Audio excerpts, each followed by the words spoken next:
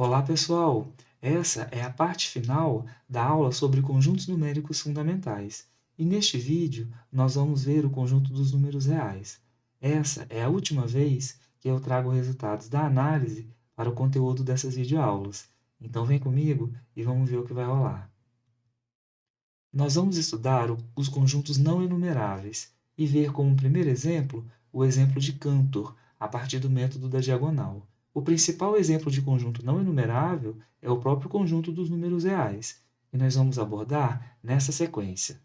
O conjunto dos números reais é um corpo, uma estrutura algébrica específica que nós vamos estudar. Vamos ver em seguida que é um corpo ordenado, e a noção de ordem em R nos permite definir os intervalos na reta, que são muito utilizados em cálculo. Vamos ver a noção de completude, que é a ponte entre os números racionais e os números reais. Vamos mostrar que o conjunto dos racionais não é completo, a partir do lema de Pitágoras, e que o conjunto dos números reais é um corpo ordenado completo, cuja existência é postulada pelo axioma fundamental da análise. Então fica por aqui que a gente tem coisa bem interessante para ver. Partiu?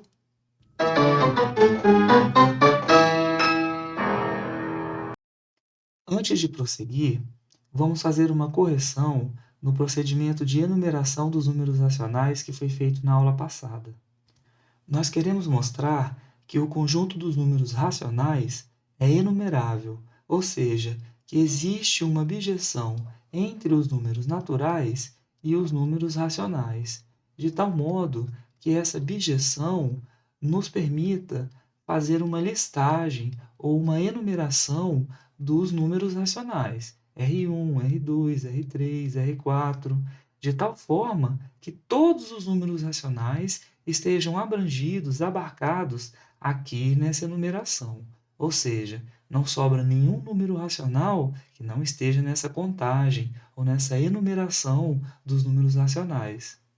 Nós vimos também que uma maneira de construir essa bijeção é organizar os números racionais em uma matriz em que o numerador de cada número é a linha em que ele se encontra e o denominador a coluna.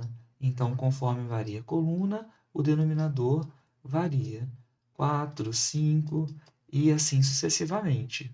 Feito isso, nós podemos adicionar o zero, que não está contemplado aqui na matriz, e também considerar todos os negativos, colocando mais ou menos em todos os racionais aqui da matriz, coisa que não foi feita na videoaula passada e que agora nós estamos corrigindo.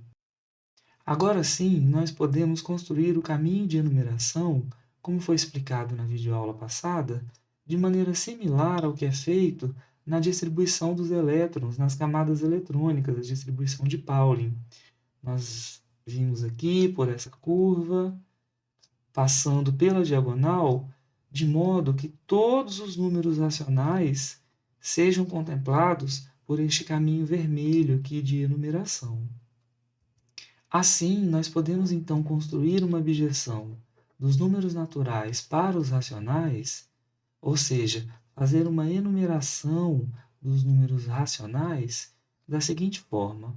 O primeiro deles vai ser o primeiro que a gente encontra pelo caminho de enumeração, que é o zero. E depois, para cada elemento que a gente encontrar no caminho de enumeração, a gente considera primeiro o positivo, depois o negativo. Então, ao número 2, nós associamos o mais 1 sobre 1, e ao número 3, nós associamos o menos 1 sobre 1. Aí, no caminho de enumeração, nós chegamos ao mais ou menos meio. Então, ao número 4, nós associamos ao mais meio, e o número 5 nós associamos ao menos meio. E por aí vai. Resta mostrar que uma função assim construída é uma bijeção e que, portanto, determina que o conjunto dos números racionais é enumerável. Para mostrar que é uma bijeção, nós mostramos que é sobrejetiva e injetiva ao mesmo tempo. A sobrejetividade dessa função f fica clara porque todos os números racionais estão sendo considerados aqui. Os números racionais são definidos da seguinte forma: o conjunto de todas as frações da forma P sobre Q, onde P e Q são números inteiros, e Q é diferente de zero, porque nós não podemos ter divisão por zero.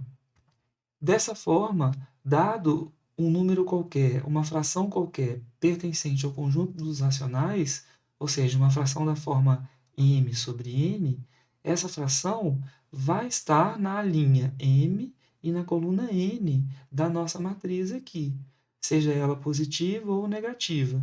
Então, vai estar abarcada nessa matriz, de tal modo que essa função com certeza é sobrejetiva, porque não é concebível imaginar que sobrem números racionais aqui que não estejam abrangidos ou contemplados por essa matriz que nós criamos.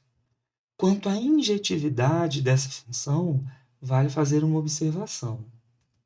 Observe que no conjunto dos números naturais, o número 2 está sendo levado na fração 1 sobre 1, porque o primeiro número do nosso caminho de enumeração é o 0, o segundo é o 1 sobre 1. Também essa informação está aqui. Ó.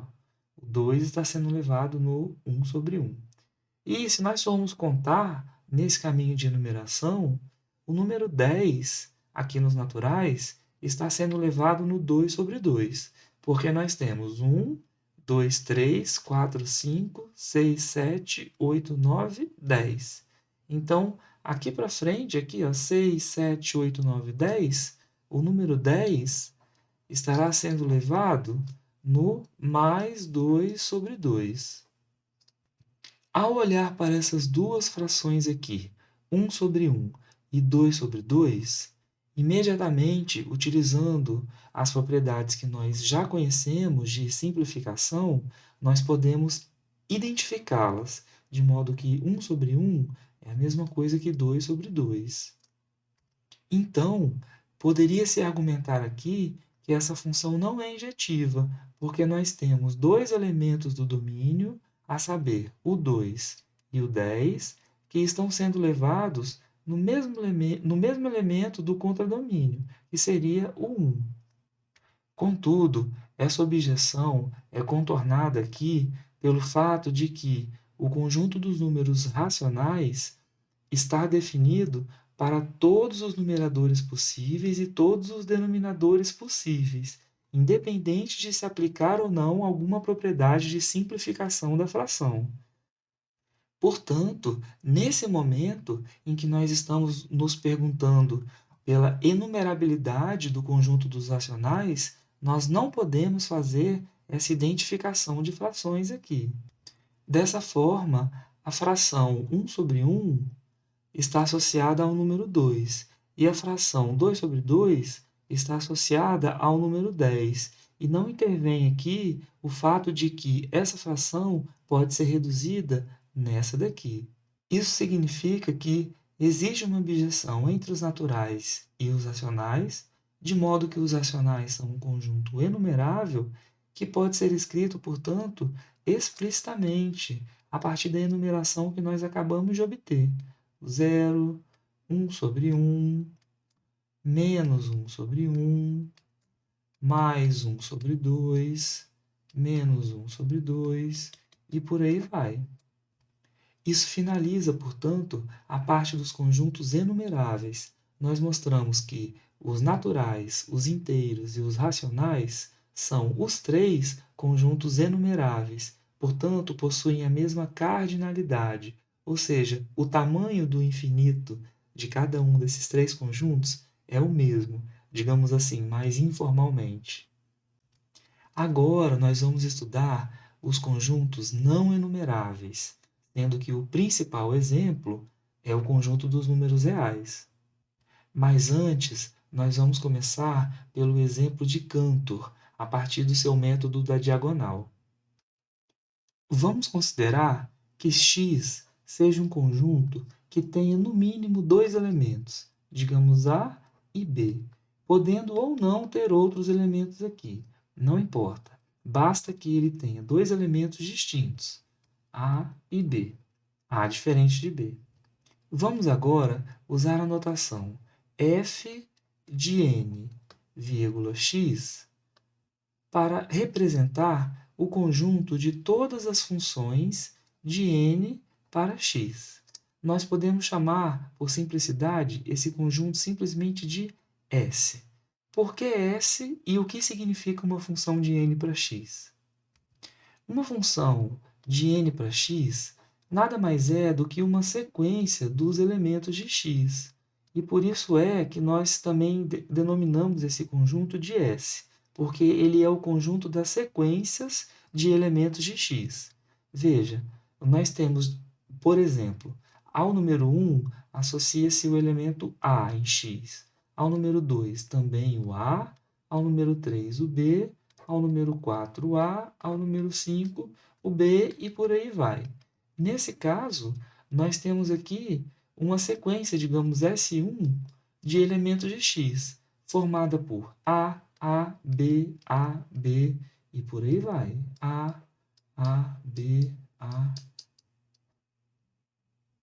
Ao tomar uma outra função de n em x, nós temos uma outra sequência de elementos de x, possivelmente diferente da primeira sequência que nós tínhamos. Então, aqui eu posso ter o B, agora o B, o A, o B, e eu tenho aqui uma sequência S2, que é proveniente dessa função aqui, formada por B, A e por aí vai. Então, veja que, para cada função de n em x, nós temos uma sequência de elementos de x. Portanto, o conjunto Fnx, ou esse conjunto S, ele representa o conjunto de todas as sequências possíveis de elementos de x. Esse é o exemplo de Cantor, que afirma: S é um conjunto não enumerável.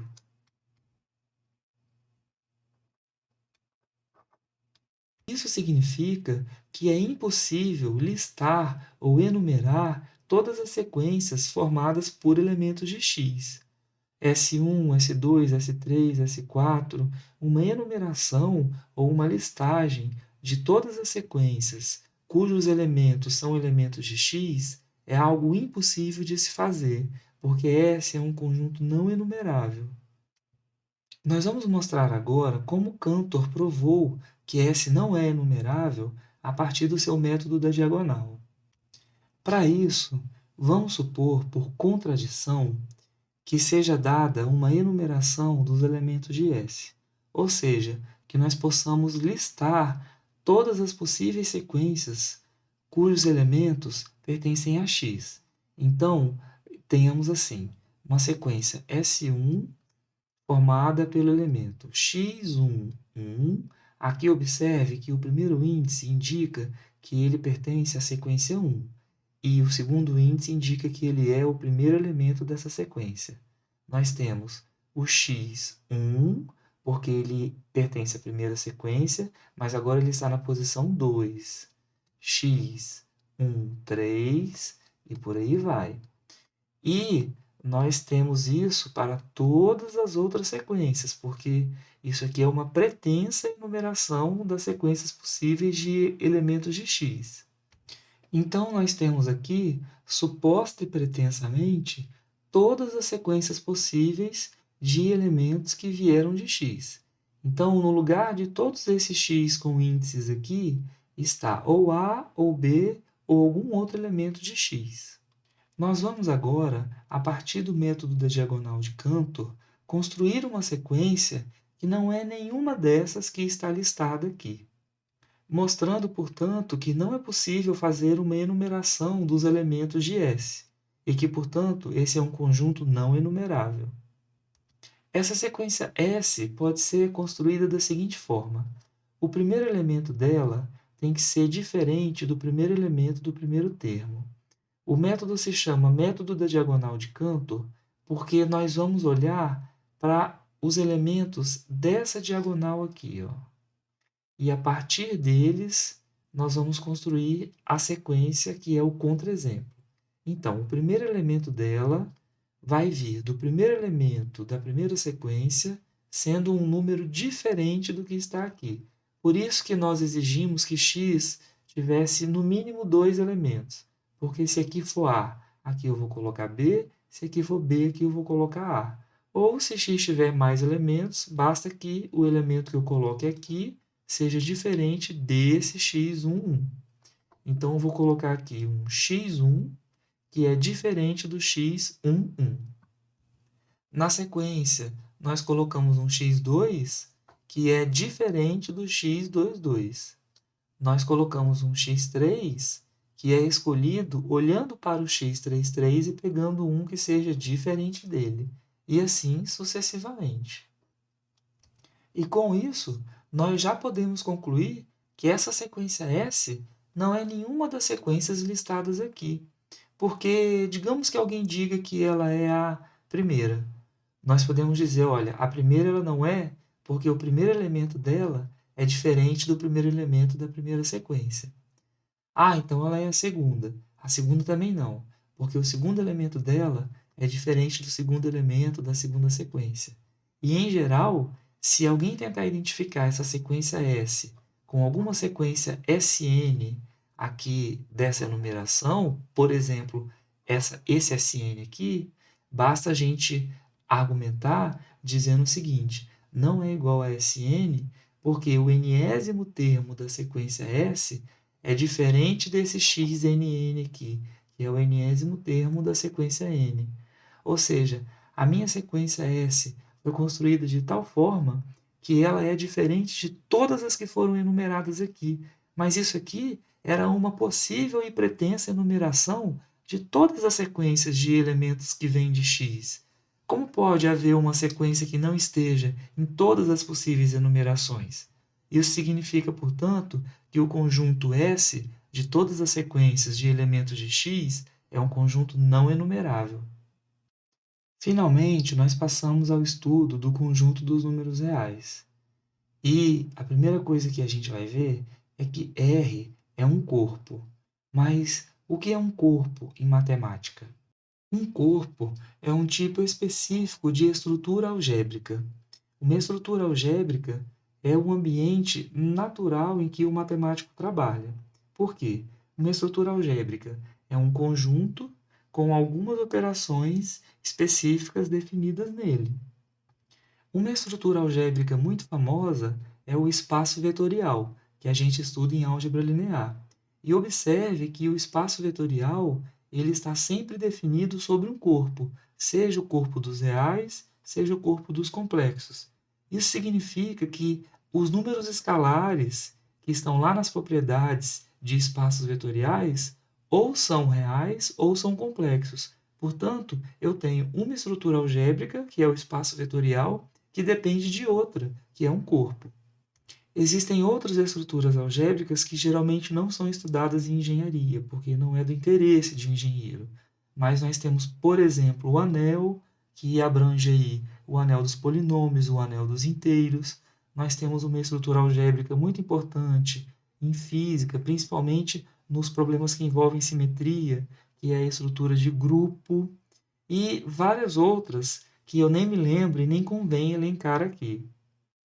No caso do corpo dos números reais, existem duas operações que estão definidas: a adição e a multiplicação de números reais.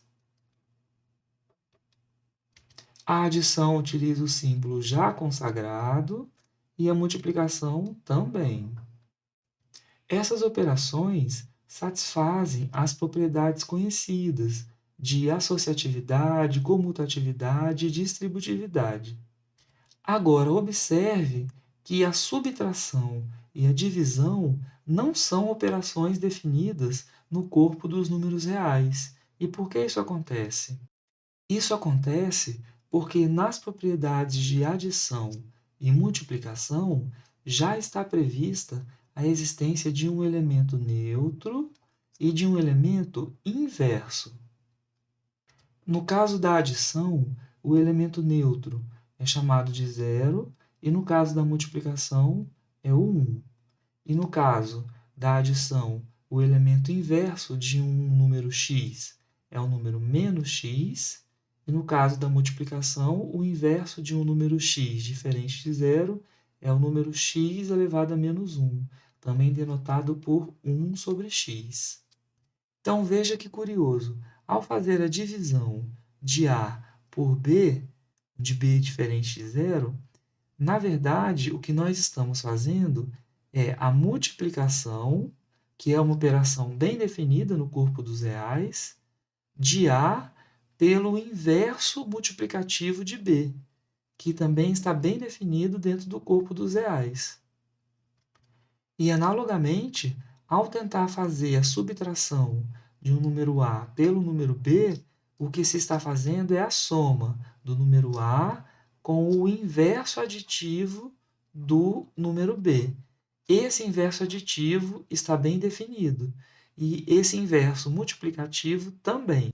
Então, veja que interessante. Dentro do conjunto dos números reais, ou no corpo dos reais, a operação de divisão e de subtração não são operações definidas. Elas são casos particulares da operação de multiplicação e de soma, quando a gente considera o inverso aditivo e o inverso multiplicativo. Não existem, portanto, 4 operações.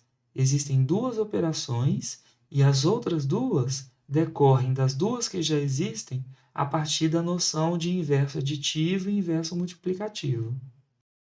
A segunda noção, incluída no fato de que R é um corpo, é o fato de que R é um corpo ordenado. Dizer que R é um corpo ordenado significa dizer que existe um subconjunto de R chamado R+,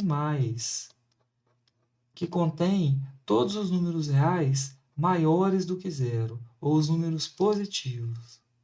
Essa definição de R+, me permite estabelecer a noção ou o sentido do símbolo de maior e também do símbolo de menor, porque, dados dois números reais, x e y, nós podemos dizer que x é maior do que y quando x menos y for um número pertencente a R+, ou seja, for um número positivo. Por outro lado, ao estabelecer o sentido desse símbolo de maior e também do menor, nós podemos aqui falar de intervalo na reta. Geralmente, o conjunto dos números reais pode ser representado geometricamente por uma reta orientada, ou seja, uma reta que, na verdade, é uma seta, e que, dado o número zero, aqui nela, nós tenhamos um caminho de crescimento dos números para a direita e decrescimento dos números para a esquerda. Dados dois números reais quaisquer, por exemplo, A e B, o conjunto de todos os números reais estão entre A e B, incluindo possivelmente ou não o próprio A, incluindo possivelmente ou não o próprio B, nos fornece todos os tipos de intervalos finitos da reta. Nós temos, então, os possíveis intervalos. AB, onde nós dizemos fechado em A, fechado em B, porque estamos utilizando colchetes. Esse intervalo é formado por todos os números reais que estão entre A e B. E observe que nós devemos utilizar menor ou menor ou igual, porque aqui nós estamos incluindo A e incluindo B. Nós dizemos que é um intervalo fechado em A e fechado em B. Nós podemos ter também intervalos abertos de um lado, fechado do outro, ou fechado desse aqui e aberto desse aqui, que é definido de maneira análoga, como todos os números reais entre A e B, só que nesse caso não inclui o A, mas inclui o B. E no caso de baixo, inclui o A e não inclui o B. E nós temos também um intervalo completamente aberto, AB, que é formado por todos os números reais entre A e B, mas excluindo o A e excluindo também o B. Caso nós tenhamos aqui na reta real o número A e nós queiramos representar todos os números reais maiores do que A e que crescem aqui indefinidamente ao longo da reta, nós temos então os intervalos infinitos da reta. Nós podemos ter o intervalo que inclui o A, fechado em A, até o infinito, e podemos ter o intervalo que exclui o A, aberto em A, até infinito. Nesse caso aqui, estamos falando de todos os números reais que são maiores ou iguais ao A. E nesse caso aqui, todos os números reais que são somente maiores do que o A, excluindo o próprio A. De maneira análoga, se nós tivéssemos agora na reta um número A e quiséssemos representar todos os números menores ou iguais ao A, progredindo indefinidamente em direção ao menos infinito, nós temos agora outros dois tipos de conjuntos de intervalos infinitos. Nós temos um intervalo que vem de menos infinito, sempre aberto, tá, gente? Quando estivermos do lado em que usamos o símbolo do infinito, sempre aberto, sempre o parênteses. Nós temos aqui o conjunto que vem de menos infinito até A, fechado em A, e de menos infinito até A, aberto em A. Esse aqui é o conjunto de todos os números reais que são menores ou iguais a A, que inclui o A. E aqui o conjunto de todos os números reais que são simplesmente menores do que A, excluindo o próprio A. Todos esses possíveis intervalos da reta são muito importantes e aparecem o tempo todo em cálculo, principalmente como domínio das principais funções que nós utilizamos. Nós vamos ver agora o que significa dizer que um conjunto é completo, e essa é a chave para entender a passagem dos racionais para os reais. Para isso, nós precisamos entender a noção de supremo de um conjunto limitado. Primeiro, nós começamos com a noção de cota superior de um conjunto limitado. Dado um subconjunto dos reais, x contido em R, nós dizemos que um número A é uma cota superior do conjunto x quando o número A é maior que todos os números que pertencem a x. Ou seja, nós dizemos que um número A é uma cota superior do conjunto x quando todos os elementos de x são menores ou iguais a A, justificando o fato dele ser uma cota superior. Um conjunto limitado possui infinitas cotas superiores. Por exemplo, se eu considerar o conjunto que, na verdade, é o intervalo, que vai de 1 até 5, fechado no 1, fechado no 5. Nesse caso, o próprio número 5 é uma cota superior, porque todos os elementos daqui são menores ou iguais a 5. Mas 5,1 também é, 6 também é, 1000 também é. Qualquer número maior ou igual a 5 é uma cota superior de x. Mas observe que há algo de especial com essa cota superior aqui 5. Por quê? De todas as infinitas cotas superiores que x tem, 5 é a menor delas, ou seja, 5 é a menor das cotas superiores. A menor das cotas superiores de um conjunto, nós damos o nome de supremo do conjunto. Caso nós tivéssemos o conjunto aberto em 5, ainda assim 5 seria o supremo desse conjunto. O supremo de um conjunto não necessariamente tem que pertencer a esse conjunto. Então, nesse caso, 5 ainda é o supremo porque todos os números aqui entre 1 e 5 são menores ou iguais a 5. Nesse caso, são especificamente menores do que 5, porque o intervalo está aberto à direita. E o 5 aqui é o supremo porque ele ainda permanece sendo a menor das cotas superiores do conjunto y. Quando se deseja provar que um número A é o supremo de um conjunto X, a gente deve se atentar à definição de supremo. O supremo de X é a menor das cotas superiores de X. Portanto, para mostrar que uma cota superior é o supremo, a gente deve tomar um número menor do que essa cota superior, arbitrariamente menor, e provar que sempre vai existir um elemento de x que é maior do que esse número menor do que eu peguei. Ou seja, um número um pouco menor do que a cota superior que eu estou provando que é o supremo não é mais uma cota superior. Portanto, a cota superior A é a menor de todas. Portanto, é o supremo do conjunto. Vamos ver isso na tela.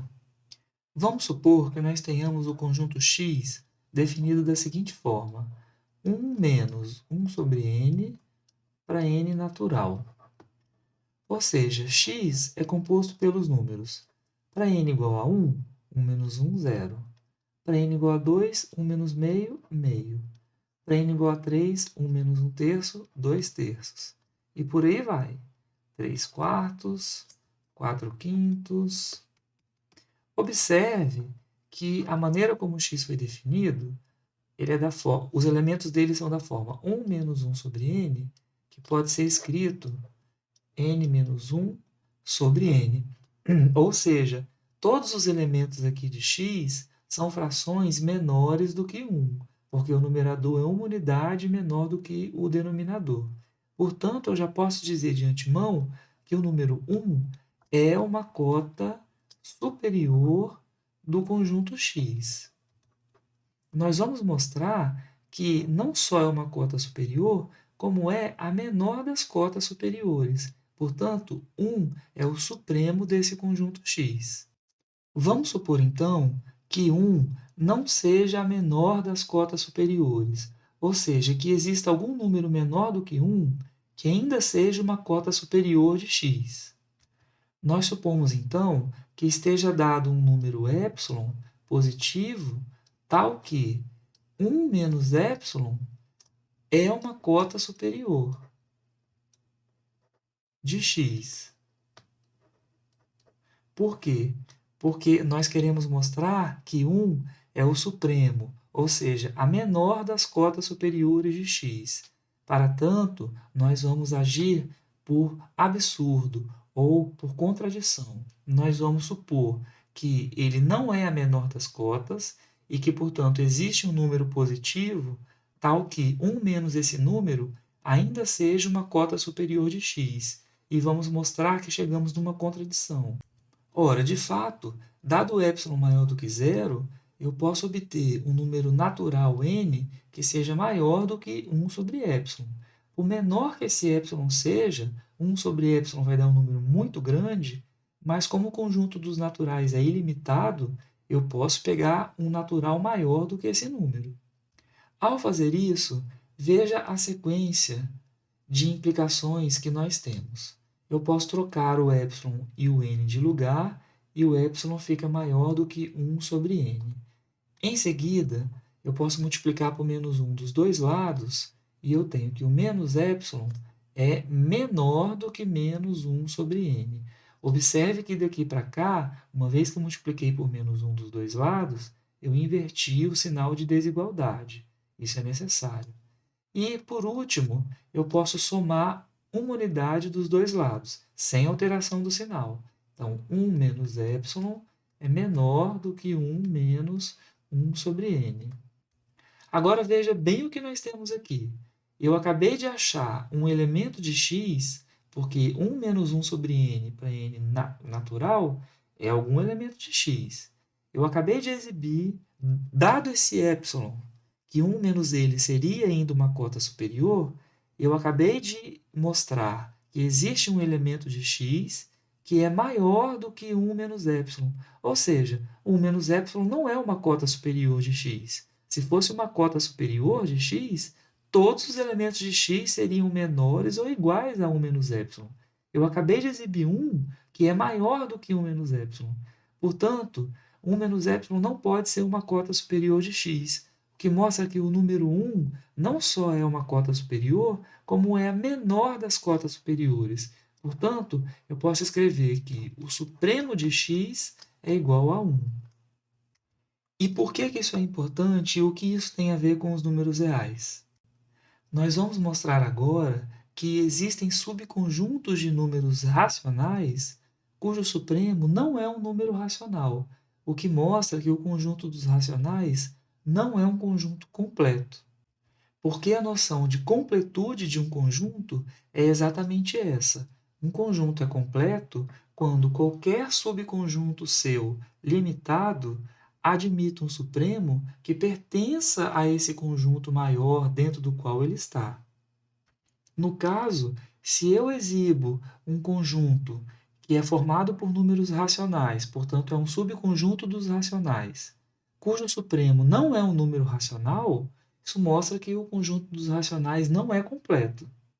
E nós vamos ver por último que, por outro lado, o conjunto dos reais, esse sim é completo. Para isso, nós vamos considerar esse conjunto que é formado por todos os números racionais cujo quadrado seja menor do que 2. Observe bem que o conjunto X é um subconjunto dos racionais, porque ele é composto por números racionais cujo quadrado é menor do que 2. Nós vamos mostrar agora que, embora todos os elementos de X sejam números racionais, ou seja, X é um subconjunto dos racionais, o supremo de X não é um número racional.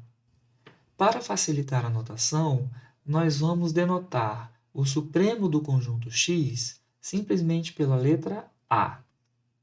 Nesse caso, é possível mostrar, e nós não vamos fazer a demonstração aqui, ela se encontra no livro de análise do Elon Lages Lima, cuja referência foi dada na primeira parte dessa aula, que A ao quadrado tem que ser igual a 2. Ou seja, o supremo desse conjunto X é um número tal cujo quadrado resulta no número 2. E nós vamos ver agora, pelo lema de Pitágoras, que não existe número racional algum cujo quadrado seja igual a 2. Portanto, o supremo desse conjunto X, que é um subconjunto dos racionais, não é um número racional. Para mostrar que A não é um número racional, nós vamos utilizar o lema de Pitágoras, que diz: não existe número racional cujo quadrado seja igual a 2. Essa proposição de Pitágoras é muito famosa e decorre do Teorema de Pitágoras, quando aplicado em um quadrado de lado 1. Nós temos um triângulo retângulo cujos catetos valem 1 e que, portanto, pelo Teorema de Pitágoras, o quadrado da hipotenusa deve valer 2. Mas Pitágoras descobriu ainda que não existe fração alguma, ou seja, não existe número racional algum cujo quadrado seja igual a 2. E esse é exatamente o enunciado do lema de Pitágoras que a gente vai demonstrar agora. Vamos supor, por contradição, que exista um número racional p sobre q cujo quadrado seja igual a 2. Isso implica, então, que p ao quadrado é igual a 2q ao quadrado. Agora, observe um detalhe. Quando nós fazemos a decomposição em fatores primos de um número que está elevado ao quadrado, todos os seus fatores primos aparecem aos pares, porque o número foi elevado ao quadrado.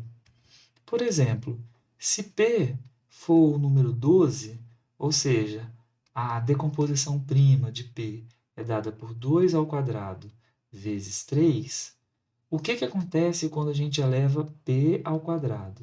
Nós temos 2 ao quadrado vezes 3 elevado ao quadrado. E aqui, portanto, nós temos 2 ao quadrado vezes 3 ao quadrado. E isso finalmente resulta em 2 à quarta vezes 3 ao quadrado. Ou seja, o 2 aparece 4 vezes e o 3 aparece 2 vezes. Observe, então, que a quantidade de vezes que o 2 aparece é um número par, ele aparece 4 vezes, e o 3 também, ele aparece 2 vezes, é um número par. Isso aconteceu porque nós elevamos o número ao quadrado, o que fez com que, mesmo aqueles fatores primos que apareciam uma vez só, passassem a aparecer 2 vezes na decomposição prima do número ao quadrado. Isso é importante para entender por que, que essa equação aqui é impossível de acontecer. Porque, ao decompor p ao quadrado em seus fatores primos, o fator primo 2 vai aparecer um número par de vezes, seja 0, seja 2, 4, 6, um número par de vezes. Ao decompor o q ao quadrado em seus fatores primos, o fator 2 também vai aparecer aqui um número par de vezes. Mas, uma vez que p ao quadrado é igual a 2 vezes q ao quadrado, na decomposição do p ao quadrado, o número 2, o fator 2, vai aparecer um número ímpar de vezes, porque o q ao quadrado já tinha um número par de vezes, com mais uma vez aparecendo aqui, sobra um número ímpar de vezes em que o fator 2 aparece na decomposição de p ao quadrado, o que contradiz o que nós acabamos de mostrar, que ao levar um número ao quadrado, os seus fatores primos aparecem sempre aos pares. Então, não posso ter que o fator primo 2 de p ao quadrado apareça um número ímpar de vezes.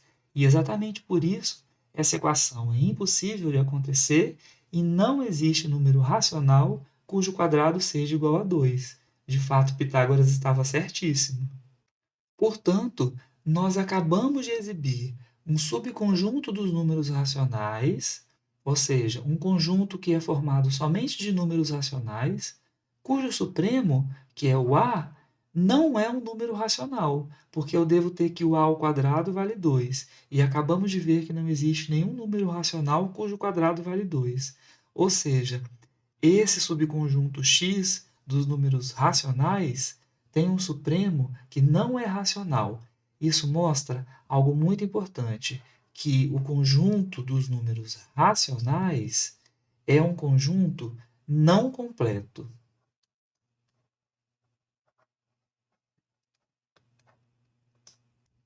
Ora, se só existissem números racionais, nós não poderíamos exibir quem é o supremo daquele conjunto X, porque nós mostramos que não é um número racional. Por isso, nós devemos admitir a existência de um conjunto maior que os racionais, dentro do qual todo subconjunto limitado possui um supremo. Um conjunto com essa característica, ou seja, um conjunto que possui o supremo de todos os seus subconjuntos limitados, é um conjunto completo. E assim, nós chegamos ao final dessa videoaula com o enunciado do axioma fundamental da análise, que afirma que existe um corpo ordenado completo. A existência do conjunto dos números reais não pode ser demonstrada, ela deve ser aceita como um axioma, o principal axioma chamado de fundamental da análise. Existe um corpo ordenado completo. Nesse axioma estão expressas as 3 características que definem o conjunto dos reais. O fato de que eles formam um corpo e que, portanto, tem todas as operações usuais que nós conhecemos, que é a adição e a multiplicação, e também a subtração e a divisão, que vem como uma extensão das outras 2 operações definidas, como nós vimos anteriormente. Ele é também ordenado, de modo que se possa, dentro dele, usar o símbolo de maior, menor e fazer uma ordenação dos elementos, né? Existem os reais positivos e os negativos. E ele é, por último e mais importante, completo, ou seja, ele inclui o supremo de todos os seus subconjuntos que sejam limitados. Então, mesmo aqueles subconjuntos de números racionais, cujo supremo não é racional, esse supremo ele é real. E como ele não é racional, mas é real, ele passa a ser chamado de irracional. E o conjunto dos números reais passa a ser visto como a união do conjunto dos racionais com os irracionais. E assim eu termino essa videoaula com duas curiosidades a respeito dessa definição de R como um corpo ordenado completo e também dos números irracionais. Em primeiro lugar, o conjunto dos irracionais, diferentemente do conjunto dos racionais, formam um conjunto não enumerável. Lembre-se, o conjunto dos racionais é enumerável. Eu posso enumerar os elementos dos números racionais, as frações. Já o conjunto dos irracionais, não. Não são um conjunto enumerável. Não é possível enumerar os elementos irracionais dentro dos números reais. Isso significa que a cardinalidade dos números irracionais é maior do que a cardinalidade dos números racionais. Ou, falando menos rigorosamente, o infinito dos números irracionais é maior do que o infinito dos racionais. Ou ainda, existem muito mais números irracionais na reta real do que números racionais. E além disso, ambos os conjuntos, tanto os racionais quanto os irracionais, são ditos densos em R, ou seja, qualquer intervalo da reta que eu tome, não degenerado, ou seja, que não seja simplesmente um ponto, que seja um intervalo de fato, sempre vai conter números racionais e números irracionais.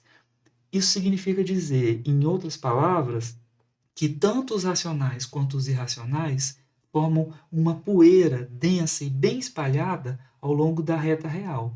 Só que lembre-se, a poeira dos irracionais é bem mais espessa, bem mais grossa do que a dos racionais, porque os irracionais formam um conjunto não enumerável, enquanto os racionais formam um conjunto enumerável.